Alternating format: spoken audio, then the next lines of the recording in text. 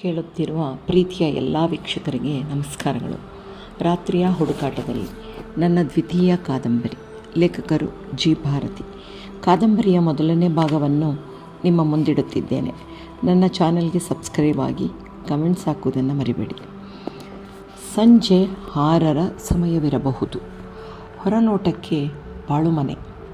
ಒಳಗೆ ಏನೋ ನಡೆಯುತ್ತಿದೆ. ಏನು ಗೊತ್ತಿಲ್ಲ. ಮೆಲ್ಲಗೆ ಏಣಿಯನ್ನು ಗೋಡೆಗೆ ಒರಗಿಸಿದಳು. ಒಂದೊಂದೇ ಹೆಜ್ಜೆ ಇಟ್ಟು ಮೆಲ್ಲನೆ ಮೇಲಕ್ಕೇರತೊಡಗಿದಳು. ರೂಮ್ ಬಿಟ್ಟಾಗಲೇ 6 ಗಂಟೆ. ಅಲ್ಲಿಂದ ಇಲ್ಲಿಗೆ ಬರುವಷ್ಟರಲ್ಲಿ ಅರ್ಧ ತಾಸಿರಬಹುದು. ಮೇಲೆ ಬಂದು ಸುತ್ತಲೂ ನೋಡಿದಳು. ಸ್ವಲ್ಪ ದೂರದಲ್ಲಿ 2-3 ಕಿಲೋಮೀಟರ್ ದೂರದಲ್ಲಿ ವಾಹನಗಳ ಓಡಾಟವಿತ್ತು. ಆದರೆ ಇಲ್ಲಿಂದ ಹೇಗೆ ಹೋಗುವುದು? ಮೇಲತ್ತಿ ಬಂದಾಯಿತು. ಜೀವ ಭಯದಿಂದ ಡವಗುಟ್ಟುತ್ತಿತ್ತು. ಗೋಪುರದಂತಿರುವ ಗಾಜಿನಿಂದ ಜೋಡಿಸಿರುವ ಗೋಪುರ ಕಣ್ಣಿಗೆ ಬಿದ್ದಿತು. ನಡೆದು ಬಂದವಳೆ ಬಗ್ಗಿ ನೋಡಿದಳು. ಏನೂ ಕಾಣಿಸುತ್ತಿರಲಿಲ್ಲ. ಎಲ್ಲ ಮಂಜು. ಹೆಚ್ಚು ಹೊತ್ತು ಇಲ್ಲಿರುವುದು ಸರಿಯಿಲ್ಲ. ಸುತ್ತಲೂ ನೋಡಿದಳು. ಬಾಳುಮನೆಯ ಸುತ್ತ ಕಾವಲಿದ್ದ ಕಾವಲುಗಾರರು ಓಡಾಡುತ್ತಿದ್ದರು. ಇವರ ಕಣ್ತಪ್ಪಿಸಿ ಹೋಗುವುದು ಸುಲಭದ ಮಾತಾಗಿರಲಿಲ್ಲ. ಮೇಲಿಂದ ಕೆಳಗೆ ಬಗ್ಗಿ ನೋಡಿದಳು. ಒಂದು ಕಡೆ ಮೆಲ್ಲಗೆ ಇಳಿದರೆ ಕಿಟಕಿಯ ಛಜ್ಜ ಇತ್ತು. ಅದರಿಂದ ಕೆಳಗೆ ಧುಮುಕಿದರೆ ಒಂದು ಕ್ಷಣ ಯೋಚಿಸಿದಳು. ಸಿಕ್ಕಿಬಿದ್ದರೆ ನನ್ನ ಕತೆ ಮುಗಿದಂತೆ. ಏನಾದರಾಗಲಿ. ಸೆರಗನ್ನು ಸೊಂಟಕ್ಕೆ ಸಿಕ್ಕಿಸಿದಳು. ಮೊದಲೇ ಮಾರುದ್ದ ಜಡೆ ಎತ್ತಿ ಗಂಟು ಹಾಕಿದಳು. ಒನಕೆ ಓಬವ್ವನ ಸಾಹಸ ಮಾಡಲೇಬೇಕಿತ್ತು. ಮತ್ತೊಮ್ಮೆ ಬ್ಯಾಗ್ ಮುಟ್ಟಿ ನೋಡಿಕೊಂಡಳು. ಮೆಲ್ಲಗೆ ಗೋಡೆ ಹಿಡಿದು ಕಿಟಕಿಯ ಛಜ್ಜ ಇರುವ ಜಾಗಕ್ಕೆ ಇಳಿದಳು ಎನ್ನುವುದಕ್ಕಿನ್ನ ದುಪ್ಪನೆ ಧುಮುಕಿದಳು. ಮೇಲೆ ಗ್ರಿಪ್ ಎಂದು ಹಿಡಿದುಕೊಂಡಿದ್ದ ಗೋಡೆಯ ಮಣ್ಣು ಅರ್ಧ ಅವಳ ಮೇಲೆ ಉದುರಿತು. ಛಜ್ಜ ಮೇಲೆ ಕುಳಿತುಕೊಂಡು ಕೆಳಗೆ ನೋಡಿದಳು. ಯಾರೂ ಕಾಣಲಿಲ್ಲ. ಇಬ್ಬರು ಕಾವಲುಗಾರರು ಪಿಸು ಮಾತನಾಡುತ್ತಿದ್ದರು. ಯಾರೋ ಕೂಗಿದರು. ಆ ಕೂಗಿಗೆ ಒಬ್ಬ ಒಳಗೆ ಹೋದ. ಇದೇ ಸರಿಯಾದ ಸಮಯ. ಇಂದು ಮುಂದು ಯೋಚಿಸದೆ ಧಪಕ್ಕೆಂದು ಧುಮುಕಿದಳು. ಯಾವುದೋ ಕಡ್ಡಿ ಅವಳ ಕಾಲನ್ನು ಗೀರಿತು. ಯಾವುದನ್ನು ಲೆಕ್ಕಿಸುವಂತಿರಲಿಲ್ಲ. ಅಲ್ಲಿಂದ ಕಾಲು ತೆಗೆಯಲೇಬೇಕಿತ್ತು. ಕಾಲಿಗೆ ಬುದ್ಧಿ ಹೇಳಿ ಅಲ್ಲಿಂದ ಓಡಲು ಶುರು ಮಾಡಿದಳು. ಇವಳು ಕೆಳಕ್ಕೆ ಬಿದ್ದಾಗಲೇ ಅಲ್ಲಿದ್ದ ಒಬ್ಬ ಕಾವಲುಗಾರನಿಗೆ ಶಬ್ದ ಕೇಳಿಸಿ ಅಲ್ಲಿಗೆ ಬಂದಿದ್ದ. ಇವಳು ಓಡುವುದನ್ನು ಗಮನಿಸಿದ. ಉಳಿದವರಿಗೆ ಕೂಗಿ ಹೇಳಿದ. ಯಾರೋ ಇಲ್ಲಿಂದ ಓಡಿ ಹೋಗುತ್ತಿದ್ದಾರೆ. ಹೇಯ್, ನಿನ್ನೆ ಬಂದ ಹುಡುಗಿ ಇರಬೇಕು. ಬಾಬಾ, ಬಾಸ್ಗೆ ಗೊತ್ತಾದರೆ ನಮ್ಮ ತಿಥಿ ಗ್ಯಾರಂಟಿ. ಅವಳ ಬೆನ್ನತ್ತಿದರು. ಮುಳ್ಳು ಗಿಡ ಗಿಂಟೆ ಎನ್ನದೆ ಸಿಕ್ಕ ಕಡೆ ಓಡತೊಡಗಿದಳು. ಬೆನ್ನಟ್ಟಿ ಬರುವ ಕಾವಲುಗಾರರಿಂದ ತಪ್ಪಿಸಿಕೊಳ್ಳಬೇಕೆಂದು ಬೆವರಿನಿಂದ ತೊಯ್ದು ಹೋದಳು. ಅಲ್ಲಿ ಯಾವ ಮನೆಗಳೂ ಇರಲಿಲ್ಲ. ಲೈಟ್ಗಳೂ ಇರಲಿಲ್ಲ. ಅಲ್ಲೊಂದು ಇಲ್ಲೊಂದು ಲೈಟ್ಗಳು ಮಿಣುಕುತ್ತಿದ್ದವು. ಸುತ್ತಲೂ ಕತ್ತಲು. ಒಂದು ಸಿಮೆಂಟ್ನಿಂದ ಮಾಡಿದ ಕಸದ ತೊಟ್ಟಿ. ಅದರ ಹಿಂದೆ ಅಡಗಿ ಕುಳಿತಳು. ಏದುಸಿರು ಬಿಡುತ್ತಾ ಎದರಿ ನಡುಗುತ್ತಿದ್ದಳು. ಹೆಜ್ಜೆ ಶಬ್ದಗಳು ಇವಳ ಸಮೀಪಕ್ಕೆ ಬಂದವು. ಜೀವ ಬಾಯಿಗೆ ಬಂದಂತಾಯಿತು. ಬಾಯಿಯನ್ನು 2 ಕೈಯಿಂದ ಮುಚ್ಚಿಕೊಂಡಳು. ಎದೆ ಢವಗುಟ್ಟುತ್ತಿತ್ತು. ಎಲ್ಲಿಯೂ ಕಾಣುತ್ತಿಲ್ಲ. ನೋಡು, ನೀನು ಆ ಕಡೆ ನೋಡು, ನಾನು ಈ ಕಡೆ ನೋಡ್ತೀನಿ. ಇಬ್ಬರು ಆ ಕಡೆ ಈ ಕಡೆ ಹೊರಟರು. ಇನ್ನು ಒಬ್ಬ ಇವಳಿದ್ದಲ್ಲಿಯೇ ನಿಂತು ಸುತ್ತಲೂ ನೋಡುತ್ತಿದ್ದ. ತುಂಬ ಹತ್ತಿರದಲ್ಲಿ ಆರನ್ ಶಬ್ದ, ವಾಹನಗಳ ಓಡಾಟ ಕೇಳಿಸುತ್ತಿತ್ತು. ಹೋದ ಜೀವ ಬಾಯಿಗೆ ಬಂದ ಹಾಗಾಯಿತು. ಇಲ್ಲಿಂದ ಸ್ವಲ್ಪ ದೂರ ಹೋದರೆ ನನಗೆ ಸಿಟಿಯ ದಾರಿ ಸಿಕ್ಕಿಬಿಡುತ್ತೆ. ಹೇಗಾದರೂ ತಪ್ಪಿಸಿಕೊಳ್ಳಬೇಕಲ್ಲ. ತಲೆಯಲ್ಲಿ ರೈಲಿನಂತೆ ಉಪಾಯಗಳು ಬಂದು ಹೋಗುತ್ತಿದ್ದವು. ತಕ್ಷಣ ಹೊಳೆಯಿತು. ಬ್ಯಾಗ್ನಲ್ಲಿರುವ ಖಾರದ ಪುಡಿ. ತಕ್ಷಣವೇ ಬ್ಯಾಗ್ನ ಜಿಪ್ ಓಪನ್ ಮಾಡಿ ಸಣ್ಣದಾದ ಪೊಟ್ಟಣವನ್ನು ಕೈಯಲ್ಲಿಟ್ಟುಕೊಂಡಳು. ಸಿಮೆಂಟ್ ತೊಟ್ಟಿಯಿಂದ ಆಚೆ ಇಣುಕಿದಳು. ಆ ಕಾವಲುಗಾರ ಇವಳ ಕಡೆ ಬೆನ್ನು ಮಾಡಿ ನಿಂತಿದ್ದ. ಮೆಲ್ಲಗೆ ಅವನ ಹಿಂದೆ ಹೋಗಿ ನಿಂತಳು. ಅವನು ಸುತ್ತಲೂ ನೋಡುತ್ತಾ ಇವಳ ಕಡೆ ತಿರುಗಿದ. ಕಣ್ಮುಚ್ಚಿ ಬಿಡುವಷ್ಟರಲ್ಲಿ ಅವನ ಕಣ್ಣಿಗೆ ಖಾರದ ಪುಡಿ ಎರಚಿದಳು. ಅವನು ಅಯ್ಯೋ ಅಮ್ಮ, ಅಯ್ಯಯ್ಯೋ ಎಂದು ಕಿರುಚಲು ಶುರು ಮಾಡಿದ. ಅಲ್ಲಿಂದ ಓಡಿದಳು. ರೋಡ್ ಸಿಕ್ಕಿಯೇ ಬಿಟ್ಟಿತು. ಅಲ್ಲಿಂದ ಫುಟ್ಪಾತ್ನಲ್ಲಿ ನಡೆಯುತ್ತಾ ಬರುತ್ತಿದ್ದಂತೆ ಬಾಯೆಲ್ಲ ಒಣಗಿ ಹೋಗಿತ್ತು. ಮೈಯಲ್ಲಿ ತ್ರಾಣವಿಲ್ಲದಂತಾಗಿತ್ತು. ಏನಾದರೂ ಕುಡಿಯಬೇಕು ಎಂದುಕೊಂಡು ಆ ಕಡೆ ಈ ಕಡೆ ನೋಡಿದಳು. ಇವಳು ನಿಂತಿದ್ದ ಆಪೋಸಿಟ್ನಲ್ಲಿ ಬೇಕರಿ ಕಾಣಿಸಿತು. ಮೋಡ ಹೆಪ್ಪುಗಟ್ಟಿದ್ದರಿಂದ ಮಿಂಚು ಗುಡುಗು ಶುರುವಾಗಿತ್ತು. ವಾಹನಗಳು ರಭಸದಿಂದ ಓಡಾಡುತ್ತಿದ್ದವು. ಪಟಪಟ ಪಟ್ ಫಟ್ ಫಟ್ ಒಂದೊಂದೇ ಹನಿ ಬೀಳುತ್ತಿದ್ದಂತೆ ಫುಟ್ಪಾತ್ನಿಂದ ರೋಡಿಗೆ ಇಳಿದು ರೋಡ್ ದಾಟುತ್ತಿದ್ದಂತೆ ಬಂದ ಕಾರಿಗೆ ಅಡ್ಡಲಾಗಿ ನುಗ್ಗಿದಳು. ಕಿರ್ರನೆ ಶಬ್ದ ಮಾಡುತ್ತಾ ಕಾರು ಬ್ರೇಕ್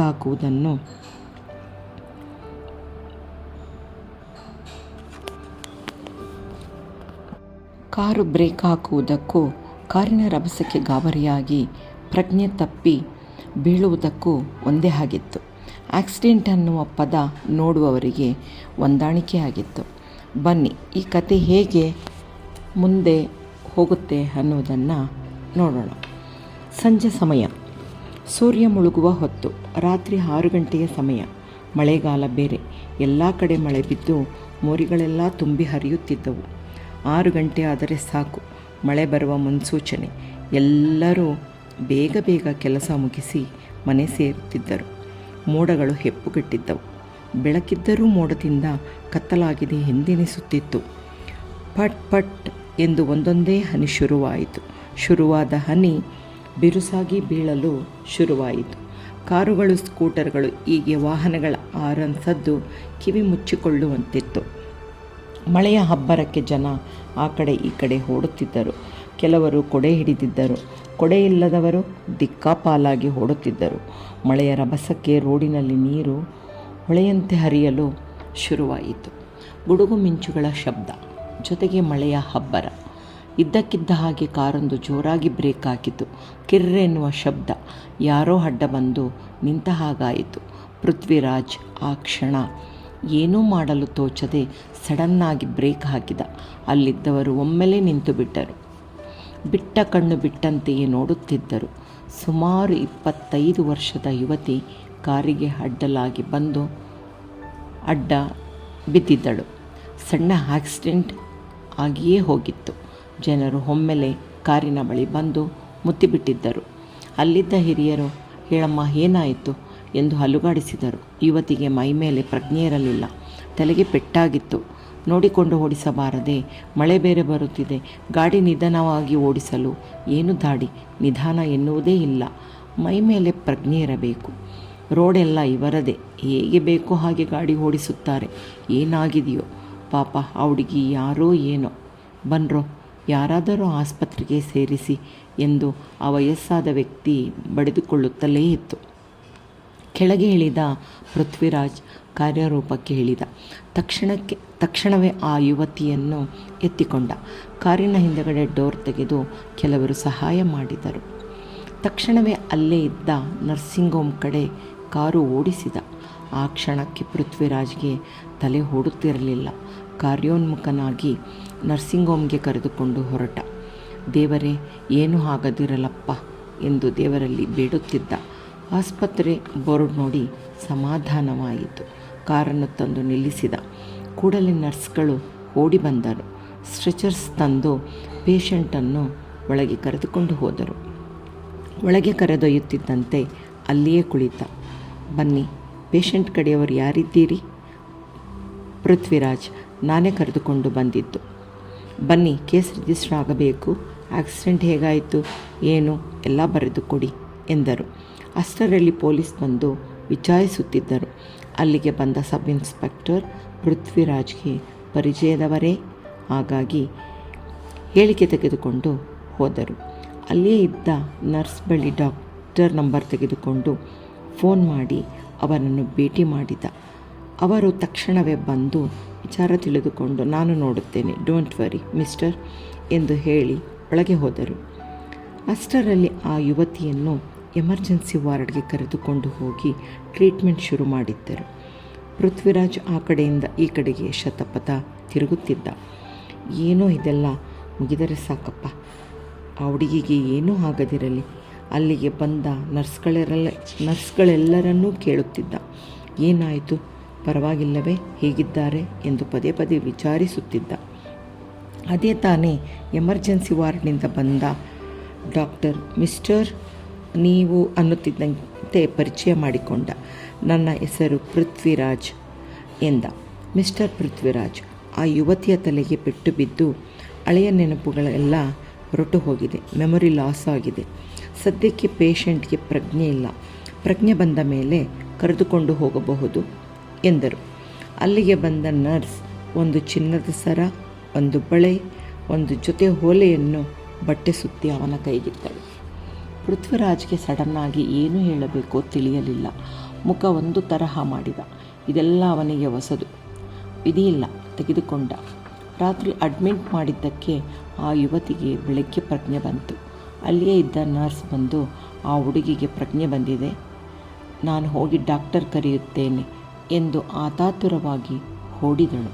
ಪೃಥ್ವಿರಾಜ್ ಅಲ್ಲಿಯ ಕುರ್ಚಿ ಮೇಲೆ ತೂಕಡಿಸುತ್ತಾ ಕುಳಿತಿದ್ದ. ನರ್ಸ್ ಬಂದು ಪೇಷಂಟ್ಗೆ ಎಚ್ಚರ ಆಗಿದೆ ಎಂದಳು. ಡಾಕ್ಟರ್ ಬಂದು ಚೆಕ್ ಮಾಡಿ ಔಟ್ ಆಫ್ ಡೇಂಜರ್ ಎಂದರು. ಬನ್ನಿ ಪೃಥ್ವಿ ಎಂದು ಒಳಗೆ ಕರೆದೊಯ್ದರು. ಅಲ್ಲಿಯೇ ಮಲಗಿದ್ದ ಯುವತಿಯನ್ನು ಮೊದಲ ಬಾರಿಗೆ ನೋಡಿದ. ತೆಳ್ಳನೆಯ ಶರೀರ, ಗೋಧಿ ಮೈ ಬಣ್ಣ, ಹರಳು ಕಣ್ಣುಗಳು, ಸಂಪಿಗೆಯಂತಹ ಮೂಗು, ನೋಡಲು ಚಂದನದ ಗೊಂಬೆಯಂತಿದ್ದಳು. ಸ್ತ್ರೀ ದ್ವೇಷಿಯಾದ ಪೃಥ್ವಿಗೆ ಇದೆಲ್ಲ ಮ್ಯಾಟ್ರೇ ಅಲ್ಲ. ಸಡನ್ನಾಗಿ ಆಚೆ ಬಂದ. ಹಿಂದೆ ಬಂದ ಡಾಕ್ಟರ್, ನೀವು ಈಗಲೇ ಬೇಕಾದರೆ ಕರೆದುಕೊಂಡು ಹೋಗಬಹುದು. ಮಧ್ಯೆ ಒಮ್ಮೆ ಬಂದು ತೋರಿಸಿಕೊಂಡು ಹೋಗಿ. ಹುಡುಗಿ ಯಾವ ರೀತಿ ಕೋಆಪರೇಟ್ ಮಾಡ್ತಾರೆ ನೋಡಿಕೊಂಡು ಏನಾದರೂ ಹೇಳಬಹುದು ಎಂದರು. ನರ್ಸ್ ಬಂದು, ಒಂದು ಹೆಲ್ಪ್ ಮಾಡ್ತೀರಾ, ಆ ಹುಡುಗಿಯನ್ನು ಮಾತನಾಡಿಸಿ, ಯಾರು, ಏನು, ಎಲ್ಲಿಯವರು ಅಂತ ಕೇಳಿ ಹೇಳ್ತೀರಾ ಎಂದ. ಓಕೆ. ಒಳಗೆ ಹೋದ ನರ್ಸ್ ಎಚ್ಚರವಾಗಿ ಕುಳಿತಿದ್ದ ಹುಡುಗಿಯ ಬಳಿ ಬಂದು, ಮೇಡಮ್, ನಿಮ್ಮ ಹೆಸರೇನು? ನೀವು ಯಾವ ಊರಿನವರು? ಪಟ್ಟಣದವರೇ ಅಥವಾ ಹಳ್ಳಿಯವರೇ ಎಂದು ಕೇಳಿದಳು. ಅವಳ ಮಾತಿಗೆ ಅವಳು ಉತ್ತರಿಸಲಿಲ್ಲ. ಮೇಡಮ್, ನಿಮ್ಮನ್ನೇ ಕೇಳುತ್ತಿರುವುದು. ನಿಮ್ಮ ಅಡ್ರೆಸ್ ಹೇಳಿ, ನಾವು ಆಸ್ಪತ್ರೆಯಲ್ಲಿ ದಾಖಲೆ ಮಾಡಬೇಕು ಎಂದಳು. ಆದರೂ ಉತ್ತರಿಸಲಿಲ್ಲ. ಹೊರಗೆ ಬಂದಳು. ಸರ್, ಆ ಯುವತಿ ಏನು ಮಾಡಿದರೂ ಮಾತನಾಡುತ್ತಿಲ್ಲ, ಬಾಯಿ ಬಿಡುತ್ತಿಲ್ಲ. ಸ್ವಲ್ಪ ಇರಿ, ಡಾಕ್ಟರ್ ಕರೆಯುತ್ತೇನೆಂದು ಹೋದಳು. ಡಾಕ್ಟರ್, ಆ ಪೇಷಂಟ್ ಏನೂ ಮಾತನಾಡುತ್ತಿಲ್ಲ, ಎಷ್ಟೇ ಕೇಳಿದರೂ ಸುಮ್ಮನಿದ್ದಾಳೆ. ನೀನು ಹೋಗು, ಇದೀಗ ಬರುತ್ತೇನೆ ಎಂದರು. ಅಲ್ಲಿಯೇ ಇದ್ದ ಪೇಷಂಟ್ ಚೆಕ್ ಮಾಡಿ ಬಂದರು. ವಾರ್ಡೊಳಗೆ ಬಂದು, ಏನು, ಹೇಗಿದ್ದೀರಿ, ಹುಷಾರಾಗಿದ್ದೀರಾ ಎನ್ನುತ್ತಾ ಬಂದು ನಾಡಿ ಹಿಡಿದು ನೋಡಿದರು. ನೀವು ಹುಷಾರಾಗಿದ್ದೀರಿ, ಮನೆಗೆ ಹೋಗಬಹುದು. ನಿಮ್ಮ ಹೆಸರೇನು? ಹೇಳಲಿಲ್ಲವಲ್ಲ. ಏನು ನಿಮ್ಮ ಹೆಸರು? ಮತ್ತೊಮ್ಮೆ ಕೇಳಿದರು. ಉತ್ತರಿಸಲಿಲ್ಲ.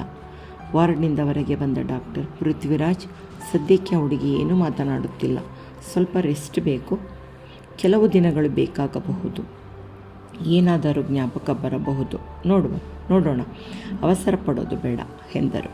ಡಾಕ್ಟರ್, ನನ್ನದೊಂದು ರಿಕ್ವೆಸ್ಟ್, ಬೇರೆ ಯಾರಾದರೂ ಸ್ಪೆಷಲಿಸ್ಟ್ ಇದ್ದರೆ ಕರೆಸಬಹುದಾ ಎಂದ. ಇಲ್ಲ ಪೃಥ್ವಿ, ಸ್ವಲ್ಪ ದಿವಸ ನೋಡಿ ಆಮೇಲೆ ಕರೆಸೋಣ, ಸರಿ ಹೋದರೂ ಹೋಗಬಹುದು ಎಂದರು.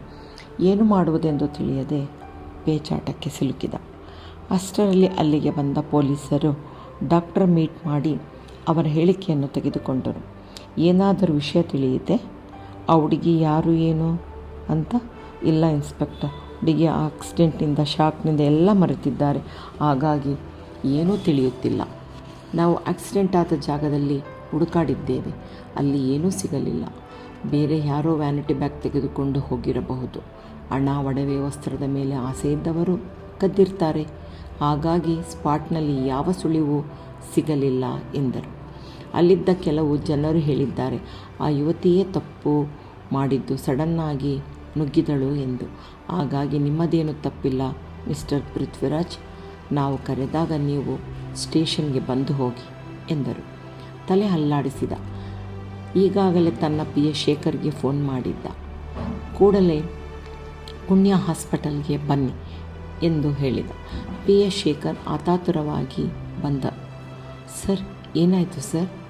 ನಿನ್ನೆ ನೀವು ಬರದೇ ಇರೋದನ್ನು ನೋಡಿ ಗಾಬರಿಯಾಯಿತು, ಅದಕ್ಕೆ ಫೋನ್ ಮಾಡಿದೆ. ಏನಾಯಿತು ಸರ್? ನಡೆದುದೆಲ್ಲವನ್ನು ಶೇಖರ್ಗೆ ತಿಳಿಸಿ ಮುಂದೇನು ಮಾಡುವುದು ತಿಳಿಯದೆ ಸುಮ್ಮನಿದ್ದೇನೆ. ಸರ್, ನಮ್ಮ ಗೆಸ್ಟ್ ಹೌಸ್ಗೆ ಕರೆದುಕೊಂಡು ಹೋಗೋಣ ಎಂದ. ಒಳ್ಳೆ ಐಡಿಯಾ. ಸರಿ, ನಡಿ ಹೊರಡೋಣ. ಈಗಾಗಲೇ ಒಂದು ಕಳೆದಿದೆ. ಎಲ್ಲ ಪ್ರೊಸೀಜರ್ ಮುಗಿಸಿ ಆ ಯುವತಿಯನ್ನು ಕರೆದುಕೊಂಡು ಹೊರಟರು. ಮೊದಲ ಬಾರಿಗೆ ಒಂದು ಹೆಣ್ಣು ಪೃಥ್ವಿರಾಜ್ ಕಾರಿನಲ್ಲಿ ಕುಳಿತದ್ದು. ಪೃಥ್ವಿಗೆ ಮುಜುಗರವಾದರೂ ತೋರಿಸಿಕೊಳ್ಳದೆ ಕರೆದುಕೊಂಡು ಹೊರಟಿದ್ದ. ಕಾರು ಪೃಥ್ವಿಯ ಮನೆ ದಾರಿ ಹಿಡಿಯಿತು. ಬೆಂಗಳೂರಿನಿಂದ ಆಚೆ ತುಮಕೂರಿನ ದಾರಿ ಹಿಡಿಯಿತು. ಕೆಲವು ಗಂಟೆಯ ನಂತರ ಮನೆಗೆ ಬಂದು ತಲುಪಿದರು. ಮನೆಯೆಂದರೆ ತಪ್ಪಾದೀತು.